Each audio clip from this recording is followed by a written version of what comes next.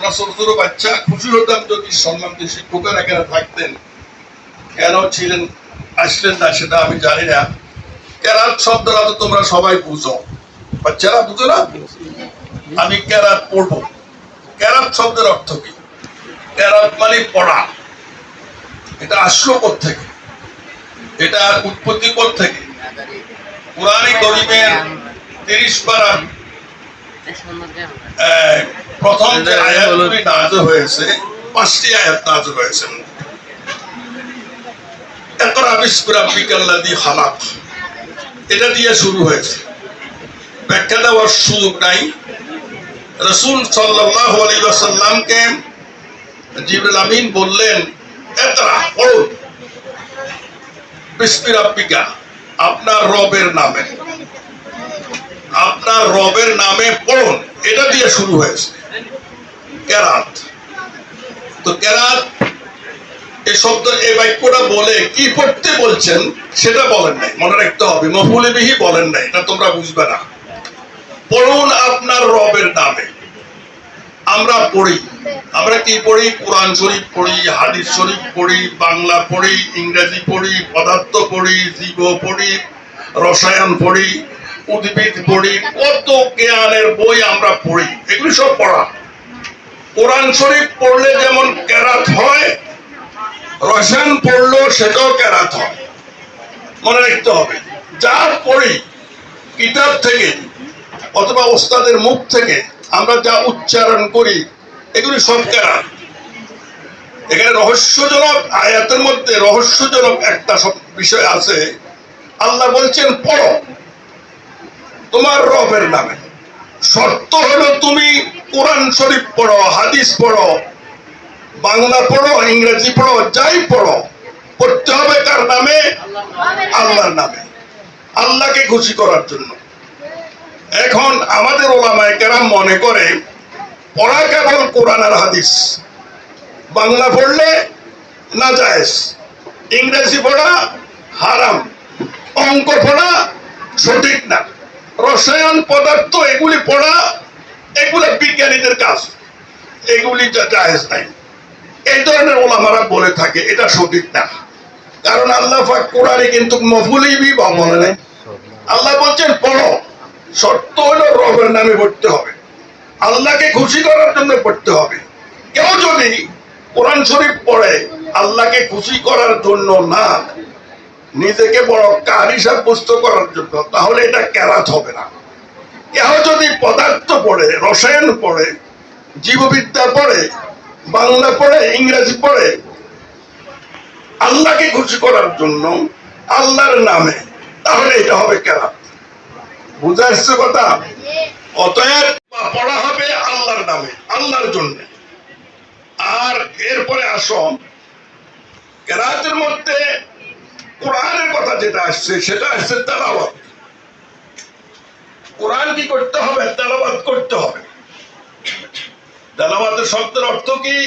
বুঝে শুনে, সুন্দর লেহাতে, সুন্দর উচ্চারণে, ওয়ারাত্তিলিল কোরআন তারতিলা, ওযুর সাথে, বোরকা পরে, টুপি মাথায় দিয়ে, জামা গায়ে দিয়ে, পশ্চিমমুখী হয়ে, অত্যন্ত বিনয়ের সাথে আল্লাহর কোরআন সামনে রেখে কোরআনটা বুঝার মতো যোগ্য, কোরআনের অনুসারী হওয়ার পরেও সে দুর্ভাগা।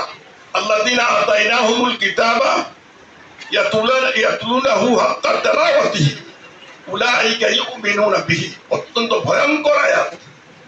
যাদেরকে আমি কিতাব দিয়েছি, যাদেরকে আমি কোরআন দিয়েছি, তাদের কাজ হলো ইয়াতলুনাহু হাক্কা তিলাওয়াতিহি, তারা যেন কোরআনকে সঠিকভাবে তেলাওয়াত করে। হ্যাঁ, কোরআনের তেলাওয়াতের হক সঠিকভাবে আদায় করে। যদি কেহ আদায় করে, উলাইকা ইউমিনুনা বিহি, তারাই হলো মুমিন বিল কিতাব, তারাই হলো ওই কিতাবকে বিশ্বাসী। তাহলে এই আয়াত দ্বারা বোঝা যায় যারা কোরআনকে তেলাওয়াত না করে, সঠিকভাবে হক আদায় না করে, তারা মুমিন বিল কোরআন নয়, অর্থাৎ কোরআন বিশ্বাস করে না। এই আয়াতের অর্থ কিন্তু খুব কঠিন অর্থ। আমরা যারা ওলামায়ে কেরাম আছি, আমাদের এই দুর্গতি কেন?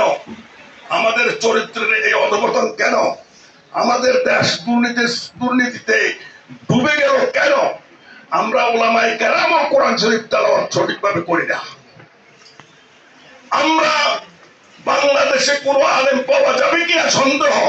গোটা কোরআনের সূরা ফাতিহা থেকে সূরা নাস পর্যন্ত গোটা কোরআন তার সঠিকভাবে তেলাওয়াত করে, সঠিকভাবে বুঝে তেলাওয়াত করার মতো আলেম পাওয়া যাবে না। তোমরা তো হলে আলেম না, তোমাদের কথা কি বল? অথচ আল্লাহ রাব্বুল আলামিন বলেন উলাইকা ইউমিনুনা বিহি, এরাই মুমিন যারা কোরআনের আয়াত, কোরআনের তেলাওয়াত সঠিকভাবে তেলাওয়াতের হক আদায় করে। এরপরে আসো কোরআন হাফেজে কোরআন।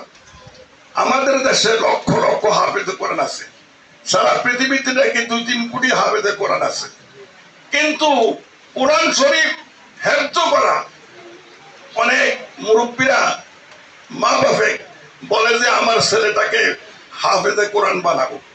কেন? সে আমাকে কি করবে? সুপারিশ করে নিয়ে যাবে। কিন্তু সাহাবায়ে কেরাম, তাবেঈ, তবে তাবি, আসলাফদের যুগে কোনো হাফেজ কোরআন, হাফেজ বলতে কোরআনের হাফেজ বলতে কোনো শব্দ ছিল না। তারা ছিল হাফেজে হাদিস। 1 লক্ষ হাদিস মুখস্থ করলে তাকে বলা হয়তো হাফেজ। আর এখন কোরআন মুখস্থ বললে বলে কি হাফেজ, হাফেজে কোরআন।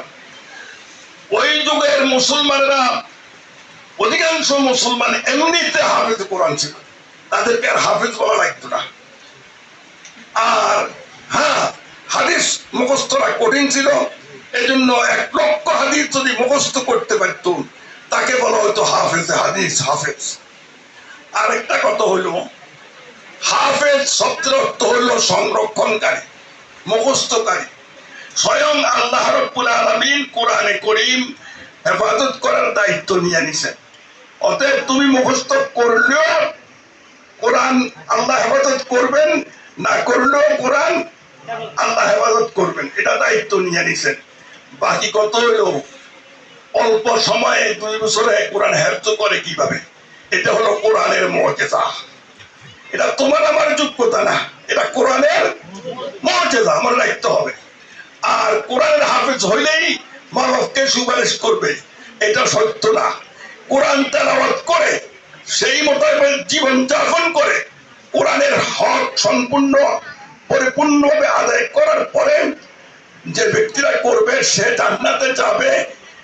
তারপরে সে কি করবে? জান্নাতে যাওয়ার সময় মা বাপকে সুপারিশ করবে, এবং মা বাপকে সুপারিশ সে না করলেও ইয়াকুলুল কুরআন ইয়া রাব, ইয়াকুলুল কুরআন ইয়া রাব মানাতুহু ইন্নী মানাতুহু বিন্নাউমে ফিল লাইল ফাসাফরিনি আও কামা ক্বালা আলাইহিস সালাতু ওয়াস সালাম।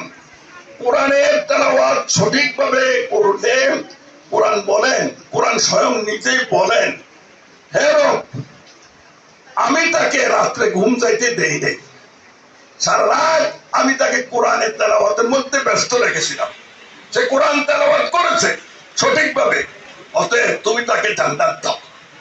কোরআন নিজেই কি করবে? সুপারিশ করবে। এবারে আসো, কোরআন এখন কোথায় আছে? কোরআন তোমার সিনায় আছে, আমার সিনায় আছে, মসজিদের মিম্বরের আশেপাশে আছে, ঘরে আছে, কিন্তু কোরআন থাকিয়াও কোরআন নাই। কেমন? আমি বুঝাইলে তোমরা বুঝবা। কোরআন বলছে, কোরআন বলছে আফালা ইয়াতাদাব্বারুনাল কোরআন আম আলা কুলুবিন আকফালুহা। আল্লাহ রাব্বুল আলামিন বলেন, তারা কি কোরআন নিয়ে তাদাব্বুর করে না, গবেষণা করে না? তাদের উচিত কোরআন নিয়ে কি করা? গবেষণা করা। তারা কি গবেষণা করে না? নাকি তাদের কলমের মধ্যে তালাবাড়ি দেওয়া হয়েছে? আজকে কোরআন নিয়ে কোনো গবেষণা নাই, আজকে অন্য কিছু নিয়ে গবেষণা চলে, এমফিল চলে, আমি বন্ধ করবো, পিএইচডি চলে, কত কিছু চলে, কিন্তু কোরআন নিয়ে কোনো গবেষণা, এটা একেবারেই সহজ, একেবারে সহজ। তোমরা ছোট ছোট বাচ্চারা অভ্যস্ত হও যে তাফহিমুল কোরআন ফি জালালিল কোরআন ঘরে রাখবে, সেখান থেকে দৈনিক একটা আয়াত যদি পড়ো, তার ব্যাখ্যা পড়ো, তাহলে তোমার এই কোরআন বুঝতে সহজ হবে এবং সেই কোরআন মোতাবেক জীবন যাপন করতে সহজ হবে। পৃথিবীর যত জ্ঞান আছে, যত বিদ্যা আছে, সকল জ্ঞান বিদ্যার মূল জ্ঞান হলো আল্লাহর কালাম। তাদাব্বুর উঠে গেছে, কোরআন নিয়ে কোনো গবেষণা কেউ করে না এখন। এরপরে আসতেছে, হুজুর বলছেন একটা হাদিস, তালিম ও তাআল্লুম। তোমরা যদি মাদ্রাসার ছাত্র হইতা তাহলে ভালো হতো। মাদ্রাসার ছাত্রদের মধ্যেও কি নাই, তালিম এবং